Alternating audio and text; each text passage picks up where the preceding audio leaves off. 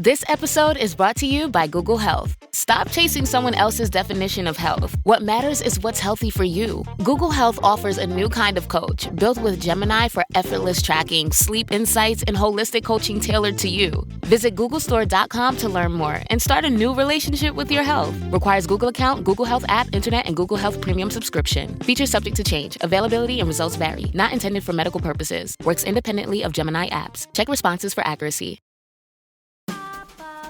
LinkedIn is great at connecting you with the world's largest professional network. But it can't connect you with motivation on a Monday morning. LinkedIn can help you get insights from your professional community. But it can't give you any insight into why Dave's still talking on mute. And while it can't stop your boss from bringing tuna for lunch, LinkedIn can help bring your career to the next level. LinkedIn is the network that works for you. Visit LinkedIn.com to learn more. Welcome to the Dr. Raj podcast with today's guest host, Becca Spahr.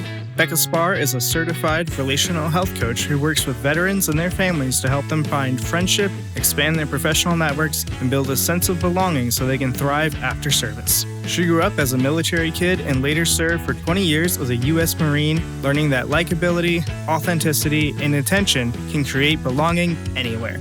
Becca inspires her audiences through keynote speeches, workshops, and coaching, teaching them that connection is a skill that anyone can master. And now, here's today's episode. Hi, and welcome to the Dr. Raj podcast. I'm Becca Spahr, your host today, chatting with Justin Shaffer. Justin owns Growth Navigator Solutions, where he uses his expertise in Army Special Operations to help business owners build high-performing teams and then lead them with purpose. Justin, welcome. Thank you so much for having me, Becca. I'm excited for this. Yeah, me too. I feel like that little baby intro that I gave really doesn't do you justice because there's so much more, to you and to your work. But we've got a half an hour to dig into all of that. So let's do it. So can you just start off by sort of introducing yourself and giving us your background that got you to where you are now? Yeah, absolutely. So I grew up in a small town and was the son of a used car salesman and struggled with understanding really what business ownership meant and some of the stresses and the pressures of that, seeing him live through that. Went to college, he encouraged me to join the Army, and I spent 20 years, best years of my life so far, serving in the Army and in Special Operations, and then got out and transitioned and realized leadership and business ownership is really what I want to do, and I want to help those other lead better. So that's what I'm doing. Awesome. So I would imagine, and we have sort of similar backgrounds. There's some overlap. And I know that like when I got out of the military and transitioned, and then I started getting into like working with businesses, I would tell myself over and over again, like, who am I to be telling these business owners how to run a business? Because my background was in the military.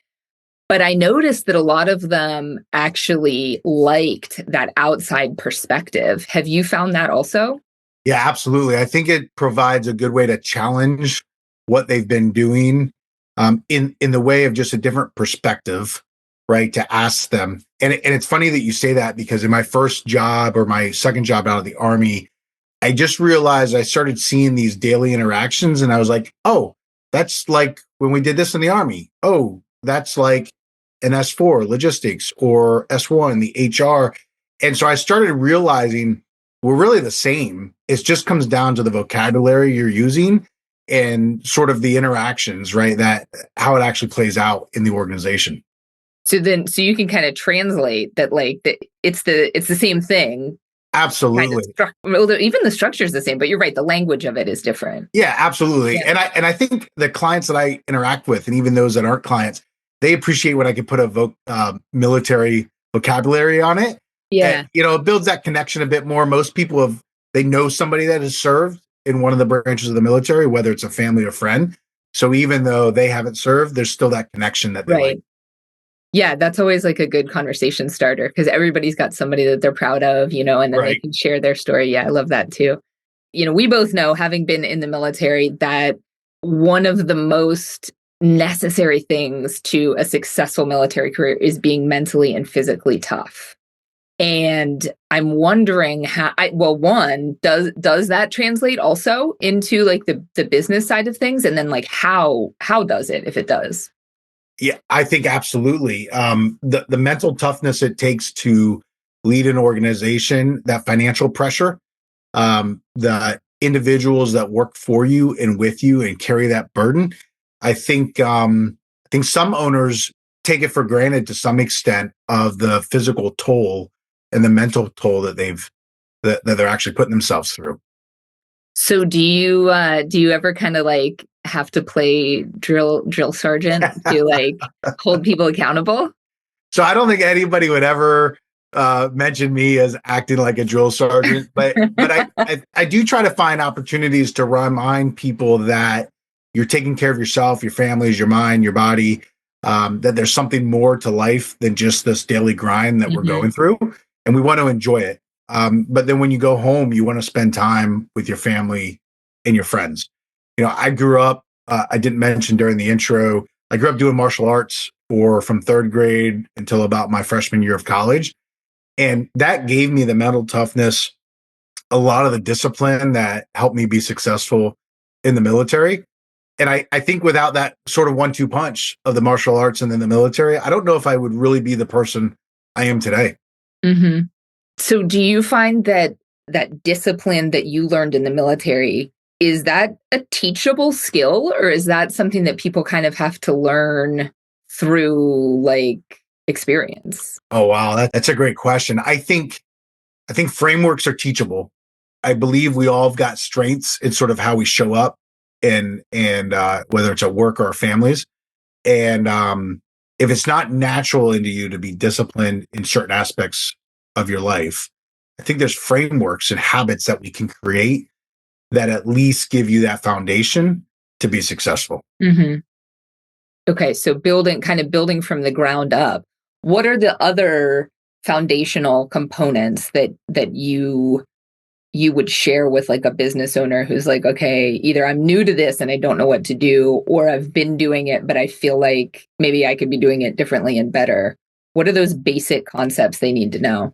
Around fitness and health? Whatever you think. Yeah. So I think the number one thing that we start with usually is communication, right? Teams break down, whether you're in the military or in life, civilian life outside, they break down when there's lack of communication. Mm-hmm. And probably through a company that is growing or has grown well in the past couple of years, there have been some taking for granted sort of how things are done. And then you introduce new people to that organization. And so the communication is the number one. We've got to clear the air, make sure everybody sees the business the same way, where they're going, what they have to accomplish that to get there.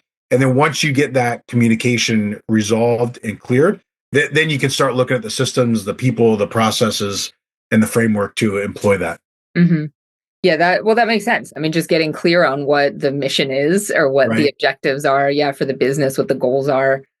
Because if you don't have that, you don't really know what you're working toward or where the finish line is. So or why? Yeah, right? or why? I mean, That's you just come in and you clock in and clock out, and that's just your work life, and then you've got your time at home. Mm-hmm, mm-hmm.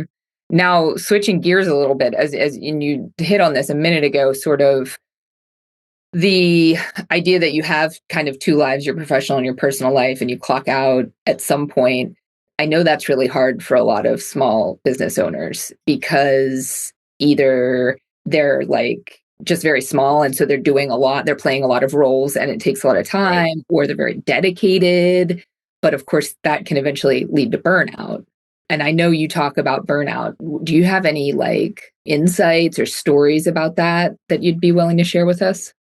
Yeah, I think when teams get, I'd say above 30, right, that 30 to 40 employee count or head count, you struggle with what you're going to start letting go and what you want to keep. And I think the owners that I work with or I talk to, that's been a few years more than likely that they've taken to grow to that point.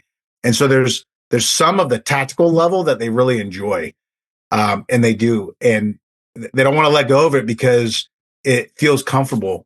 Is what I like to do is bring it back out and say, but what haven't you been doing, or what haven't you been doing well? that now you could do better, right? And some might be at work, but some also might be at home. Maybe you can be more present. You can enjoy that time with your family and not checking your emails, checking your computer and working on things. So there's opportunities at every stage. I think entrepreneurs and owners are different creatures. There's times that they want to invest in that growth. I've been in business. I've had it now for 2 years, and I love working on my business. But I even still have to tell myself, like, you did this to help others run a better business and quality of life. You've got to do the same thing as well. Yeah. Boy, that's some advice that's necessary, but kind of hard to swallow. Right. Because I know I find myself sitting on the couch at like 9:00 at night, and I'm like, I'm just gonna send this email or just finish this one thing up, and it's like, stop it, go to bed, or hang out with your kids. Yeah, absolutely. But there's a stigma in entrepreneurship about admitting that you're burnt out, because I think probably pretty much everyone experiences it at one time or another. But admitting that you're burnt out, even if it's just to yourself, and then doing something about it can be difficult. And kind of the same in the military. Yeah. What's the link there? Or like, do you have any observations about that? Yeah, I think many people will say, let's work smarter, not harder, but yet we do the reverse. Whenever there's a challenge, you just like, I'm going to try harder. I'm going to do harder. Harder isn't better. And I think to the point where I was getting out of the military, and many of us struggle to some degree with that initial transition until we really figure it out. You've got to be willing to look in the mirror and see how you're responding and how you're being present to others, right? And so your closest people in your circle are going to be the ones that are going to be honest with you. If you're not being who you were meant to be, if you're not being present with those around you and living that, they're going to tell you that, and you've got to be willing to listen to that. So this just sounds really unique to me, because like, I mean, I'm also in the coaching space, and so like the other business coaches that I know, they'll walk you through like, setting goals and help you with like refining your why and your products and your audience and that kind of thing. But I don't feel like a lot of them talk about like being disciplined or about like taking care of yourself. So that's kind of like something unique that I feel like you bring to the table. I have to say that the Army really taught that, right? Leaders can easily be wrapped into a 24-hour cycle or keep on working. And because you have your teams working in their shifts and working hard, you've got to take that knee, you've got to take that break at a certain point. And so you've got to know what your team is capable of and be working to build them up to be able to handle those times.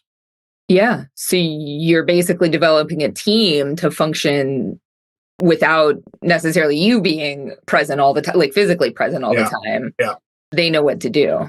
Absolutely. I'm thinking about mission type orders and commander's intent. Well, so do you have any like stories from your time in the military that kind of illustrate any of these points, or maybe not in the military, maybe just like in business or in your life? Oh, I love a good story.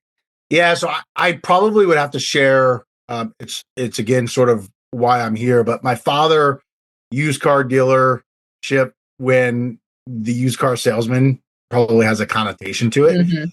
And I just saw the ups and downs, that the challenges that he had, the frustrations with the caused by not creating a team, not really thinking about that and building a team around that helped him lead better. That really affected me to not want to be a leader and to not want to be an entrepreneur, not be in ownership. In fact, most of my family are working W-2s or they're working for somebody else. And when I went to college, went and ended up going to the Army and learning what leadership was about, I just had this clear pivot to where I realized this isn't about me doing everything. It's about me building the team around me in order to really accomplish the goal. Yeah. And that's a hard learned lesson, because that means you have to like relinquish control, and also be good at delegating and trusting. Well, and it's hard when you don't have that example for you, right? Yeah. You're sort of making it up on the go, or you maybe read it in a book or a framework, right? The Army told you, but you're you have to go through those iterations Mm-hmm. and figure it out. Yeah, I know, trusting your team is something that has come up a lot of times for me in my coaching, but also like in my own experience. And it probably took me about 10 years into my career. Like I was always okay at delegating, but then like I would want to follow up a lot, and having to really make myself trust and just know that like I've done the best job I can in terms of like giving them the guidance and pointing them the right way.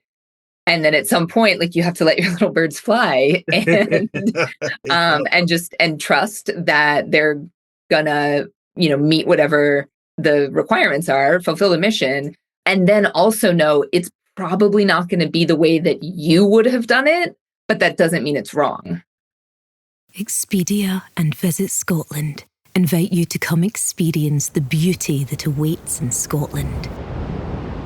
The sweep of wild coastlines, quiet lochs, and untamed landscapes. Fresh cuisine that feels rooted in the land. Come experience the kind of stillness that stays with you long after you leave. Plan your Scottish escape today at expedia.com/Visit Scotland. Study and play come together on a Windows 11 PC. And for a limited time, college students get the best of both worlds. Get the Unreal College Deal. Everything you need to study and play with select Windows 11 PCs. Eligible students get a year of Microsoft 365 Premium and a year of Xbox Game Pass Ultimate with a custom color Xbox wireless controller. Learn more at windows.com/student offer. While supplies last. Ends June 30th. Terms at aka.ms/collegepc. Right. And it's probably not going to be as bad as what the worst case scenario that you have in your mind. Yeah, that's a good point. Right. I think that's a challenge. If it's not going to be done the perfect way, then obviously it's going to be done complete zero. Yeah. And it's not the case. Right. Because there's a lot of gray area in between those two things. A lot of gray area. Would all be acceptable. That's kind of sitting with discomfort as a leader that you don't always have your hands on the reins, or maybe not as solidly as you would like, as tightly as you would like. Yeah. But if you have done a good job of training and informing and giving guidance, then it should be set it and forget it, because they already have the information they need to succeed. Yeah. And then if you're one that wants to just think about the worst, think about the best. Like what if they actually hit a home run? Mm-hmm. What if they actually do better than what you're thinking? Right. That's the best case scenario. Yeah. I feel like I've heard that before. So I was actually deployed with the Army to Kuwait long ago. And it was interesting to see the different cultures of military branches, because it was joint command. So there were cats and dogs of all different flavors, but it was mostly Army. So for 6 months, I had to, expect that my rank would be abbreviated incorrectly. And but it was cool to see a different way of doing things. And I do remember somebody kind of like saying kind of the same idea. Like it's not always going to be, the best option, but it's probably not going to be the worst option either. Right. Yeah, I like that one. You need that on a poster behind you too. I like for all our listeners out there in podcast land, they can't see you. You've got a poster behind you that says "The people on top of the mountain didn't fall there," and I really like that. Yeah, what does that mean to you? Well, I tell this to my son, everything worthwhile in life is difficult.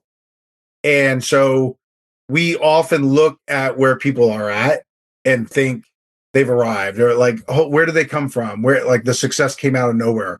But there's a long trail of a lot of lessons learned to get through there. And you think about rock climbing or mountain climbing, there's a lot of struggle to get to the top. Mm-hmm. But yet, once you get to the top, nobody thinks about that anymore. It was just, they're just the valleys, the quick little valleys. We got through that. That. But then you look at the top. And so that's what it means to me every time I look at it when I come to work, come to my desk, is everything worthwhile takes hard work. Mm-hmm. Yeah, it's so easy to be fooled into that mindset of like these good things are just happening to people. And I think part of that is just because of the world we live in now, the Instagram pictures that are all perfect, and people are only sharing the good parts of their life, because nobody's going to post and be like, wow, my kitchen's a complete disaster zone. I haven't cleaned in 3 days. Here's a pic. But you're right. It's easy to think that it's easy, but it's not. And you got to put your time in and go through those struggles to get to the top. And put the time is a big one for me. And at my gym, speaking of motivational posters, at my gym, there's one that says, it's something like, in 90 days, you can have 90 days of progress or 90 days of excuses. Oh, wow. And I'm like, man, that's good, because you can start today imperfectly. Maybe your head's not totally in the game, or you're not feeling great about it, but at least you're doing something toward a goal. Oh, that's great. Yeah, I'm going to have to get that for behind me. Let's take it back to business a little bit, since that is your forte. I joke and I tell people the most corporate job I've ever had was as a waitress at Red Lobster when I was in college. Oh, those biscuits. So good, right? Yes. I used to take those, and I would get like a little cup of marinara sauce and dip them. So good. That was like my little snack while I was on shift. Don't tell my manager. But yeah, anyhow, so getting back into business, do you have like any small little like tips, little tidbits you can throw out there to people who are in the thick of it to build their mental or physical strength and resilience now? Well, I think that comes down to, you've got to take care of your body, and that requires, healthy eating. I'm not saying just fruits and vegetables all day, but balanced. And you've got to get some sort of exercise. I've noticed that, I don't exercise as much as what I should, or as much as what I did while in the Army, but like energy levels, capacity to deal with that stress, that all drops. And so if you're struggling at all in work or families or energy or anything, I would say it comes down to nutrition first, nutrition and exercise. And then you can look at some of the other areas of your life. Yeah, I would agree with a lot of that. And I think a lot of people kind of get turned off, or they think, well, I'm tired. Okay, I'm out of energy. I'm tired. I'm working too much. I got to do something. It's counterintuitive to think, well, I'll go to the gym so that I have more energy. You think, I'm going to go to the gym, or I'm going to go for a walk, and then I'm going to be more tired, right? Then I'm going to want to take a nap this afternoon. Right. But it actually does, maybe your muscles are going to be like tired the next day, but overall, eventually it will get you to a place where you're having more energy. Yeah, absolutely. My New Year's resolution this year, I'm sticking to it so far, as I'm working out more and more. And my wife and I were accountability partners. Awesome. And my son is 16, so getting him involved in it. We started playing pickleball recently. Nice. Yeah, so you've got to. Yeah.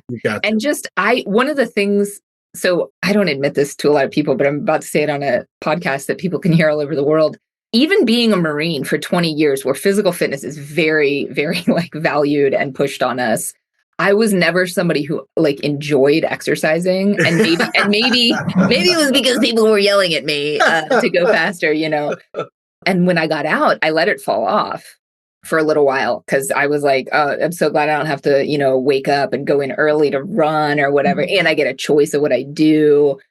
But it did have like a negative effect not doing that. But the way that I kind of reframed my mindset about it was that rather than thinking of it as physical training or exercise, I just told myself, you just have to move your body. Like, just move your body in some kind of like purposeful way. Let's start there. Just one foot in front of the other. Exactly. Like, and that's kind of what I did. Like, I would, I started out like walking my dogs more often and walking around the neighborhood. And then I was like, okay, for the first time in my adult life, I'm going to walk into a gym and pay for a membership. Oh, wow. Because of course, in the military, it's all there for us. Yep. And so I like you have finally, I think I've been consistent for, it's been about 5 months now. There you go. And I'm feeling good. So yeah, definitely energy. And then what about like the mental side of it? building a strong foundation so that when you're in the thick of being a business owner and there's a lot of stress and uncertainty, what can you be doing mentally to prepare for that? I think you've got to remember why you're doing what you're doing, right? And I think it's easy to quit something or struggle in those moments where it's really not connected to anything long-term goal, who you are defined. And so I feel that anything that I've had a passion for, I have not quit. It was those things that really weren't passionate about or really didn't care about that are easy to walk away from. So finding your passion. Yeah. And then like reminding yourself of it. Yeah. Absolutely. I have some little sticky notes on my desk where I have, I have little things written out to remind me, because sometimes you got to sit down and think like, okay, what are we doing here, guys? So it can be helpful. What are the reminders you give yourself on that?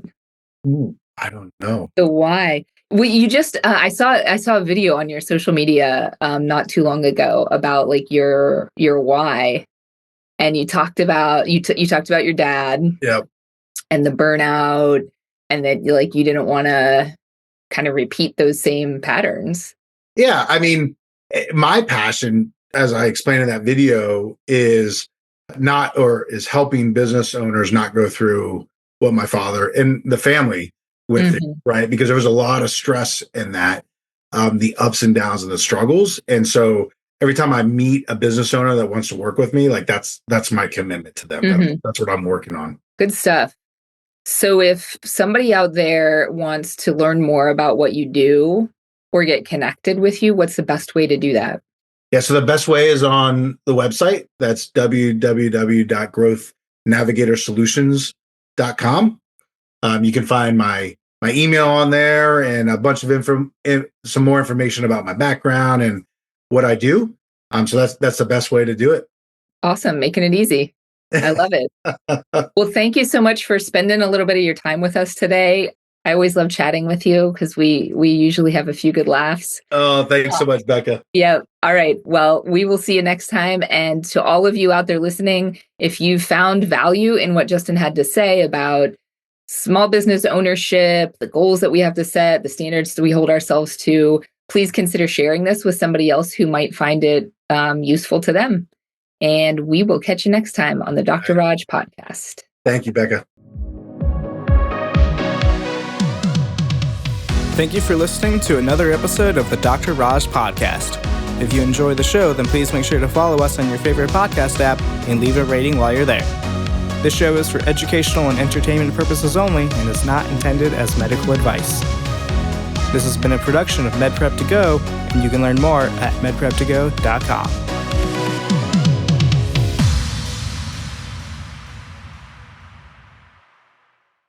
Ryan Reynolds here from Mint Mobile with a message for everyone paying big wireless way too much. Please, for the love of everything good in this world, stop. With Mint, you can get premium wireless for just $15 a month. Of course, if you enjoy overpaying, no judgments, but that's weird. Okay, one judgment. Anyway, give it a try at mintmobile.com/switch. Upfront payment of $45 for 3-month plan, equivalent to $15 per month required. Intro rate first 3 months only, then full price plan options available. Taxes and fees extra. See full terms at mintmobile.com.